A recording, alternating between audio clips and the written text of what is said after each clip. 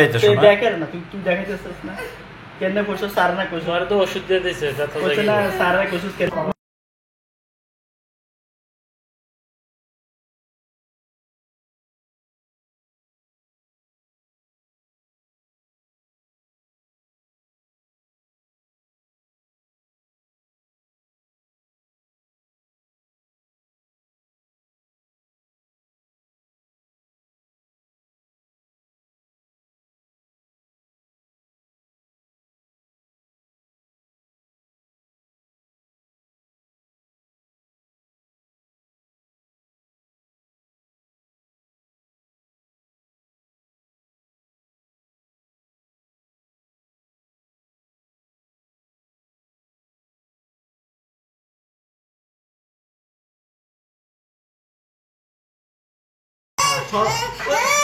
শেষ তো নাই নাই শেষ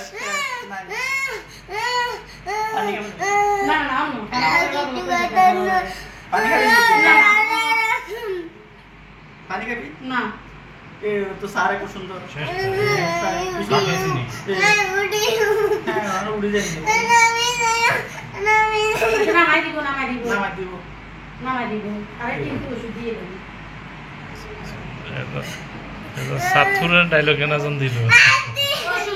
আসসালামু আলাইকুম, আমি doctor Sakib Ahmed, orthopaedics, trauma and tumour consultant হিসেবে নাঙ্গলকোট আধুনিক মেডিকেল সার্ভিসে প্রতি রবিবার সকাল 11টা থেকে দুপুর 3টা পর্যন্ত চেম্বার করতেছি। আজকে আমি আপনাদের আমার এক ছোট্ট বাবুকে দেখাবো যে ওর পায়ের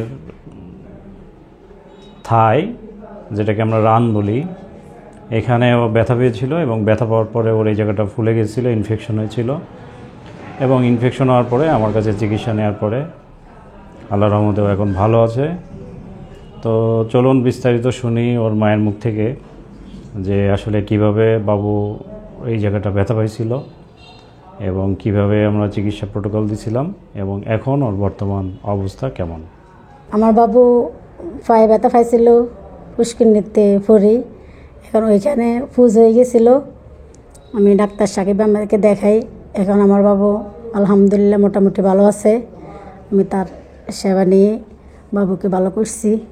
এখন আমার বাবু এখন দৌড়াতে পারে, এখন দৌড়াতে পারে, এখন হাঁটতে পারে। আমার তুমি বাবু কি দৌড়াতে পারো? মানে হ্যাঁ? সুস্থ হয়ে গেছে এখন। আচ্ছা, কিভাবে ব্যথা পাইছিলা তুমি বলো আঙ্কেল, বলো। বলো। ধাক্কা দিছিল? পুকুরে টক্কা কি? পুকুরে লাফ দিছিল। ও লাভ দিছিলা, পুকুরের মধ্যে লাভ দিছো, লাভ দিয়ে পায়ে ব্যথা পাইছো? হ্যাঁ, সিঁড়িতে যে দুঃখ পাইছো, দুঃখ পাওয়ার পরে ফুলে গেছে।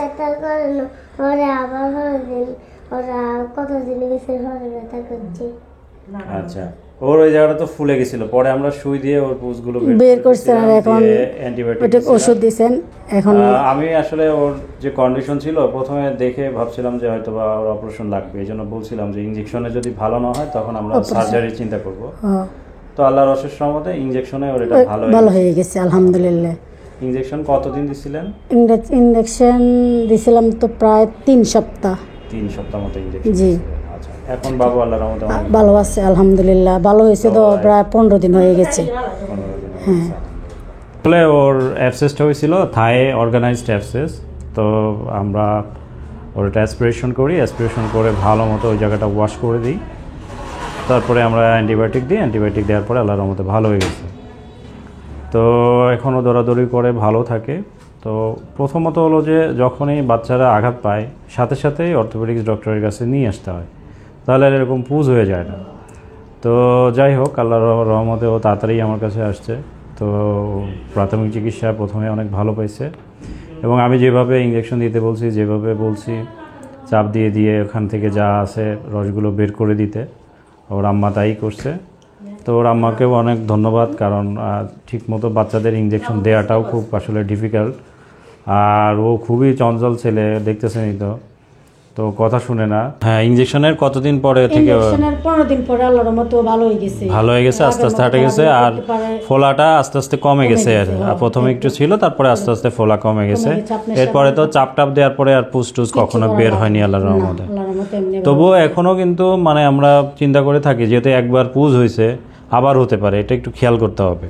আচ্ছা ঠিক আছে। বুঝতে পারছেন? ওই যে জায়গাটা ও আঘাত পাইছে ওই জায়গাটা একটু খেয়াল করতে হবে, যে আবার দেখবেন যে ওর ভিতরে কোনো সময় কোনো চাকা মতো কোনো কিছু হচ্ছে কিনা বা ফোলা দেখতেছেন কিনা। যখনই ফোলা দেখবেন সাথে সাথে আবার আমাদের কাছে নিয়ে আসবেন, তখন আমরা সাথে সাথে চিকিৎসা দেবো। ঠিক আছে? ঠিক আছে। তো আপনাদের কাছে আমার একটাই রিকোয়েস্ট থাকবে, যে কোনো আঘাতজনিত কারণে অতি দ্রুত আপনি নিকটস্থ অর্থোপেডিক সার্জনের কাছে যাবেন। গেলে আপনার বাচ্চার ফলাফলগুলো কিন্তু অনেক ভালো পাবেন। যেমন আমার এই বাবুটি অনেক ভালো ফলাফল আল্লাহর রহমতে আমরা পেয়েছি। তো চলুন আমরা ওর একটু হাঁটা আর ওর দৌড়াদৌড়ি দেখে আসি, আর ওর পায়ের কি কন্ডিশন এটাও একটু দেখে আসি। যেমন শুয়ে দিয়েছিলেন কিচ্ছু নেই, অনেক আগে ভালো আছে বাবা? না, ব্যথাও নাই। আচ্ছা, দেখি একটু।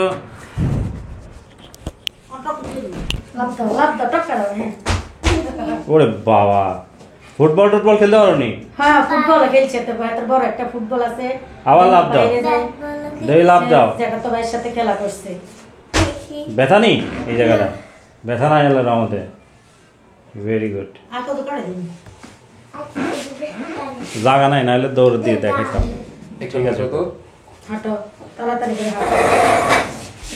আবার যাও, যাও এদিকে আসো। আবার আমার দিকে আসো, একদম সোজা আমার দিকে আসো। আঙ্কেলের দিকে যাও, আবার আসেন। বসো তো শোনা, একটু দেখি নিচে। বসো, এভাবে বসো। একদম নিচে বসো। হ্যাঁ, উঠো। আবার ওঠো, আবার বসো, আবার বসো। আবার উঠো। হ্যাঁ, ঠিক আছে।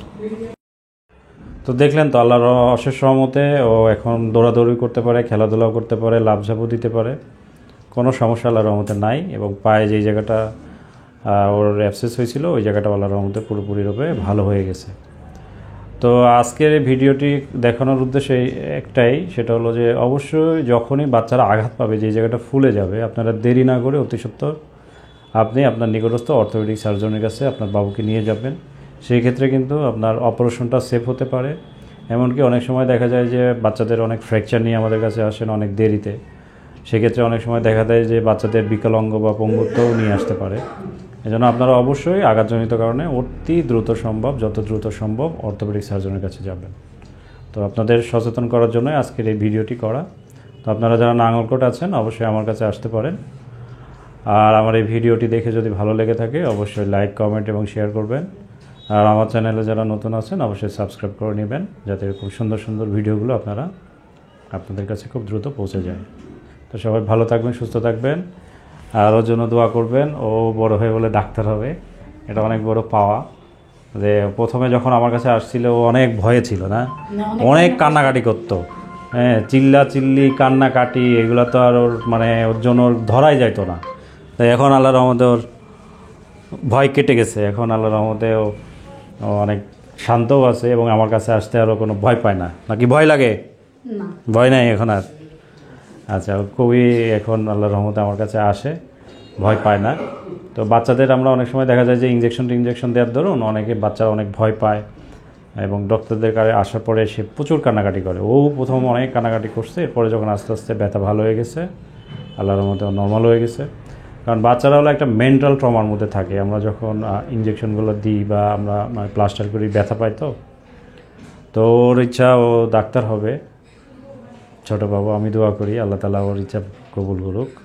আপনারা ওর জন্য দোয়া করবেন, ওর মা ওর জন্য দোয়া করবেন যেন ওকে ডাক্তার হিসেবে প্রতিষ্ঠিত করতে পারে। আর বাকিটা তো আল্লাহ তাআলা ওর ভাগ্যে যা লিখে রাখছে এটাই হবে। তো সবাই ভালো থাকবেন, সুস্থ থাকবেন, আর আমার ছোট্ট বাবুটার জন্য দোয়া করবেন সবাই। ধন্যবাদ সবাইকে।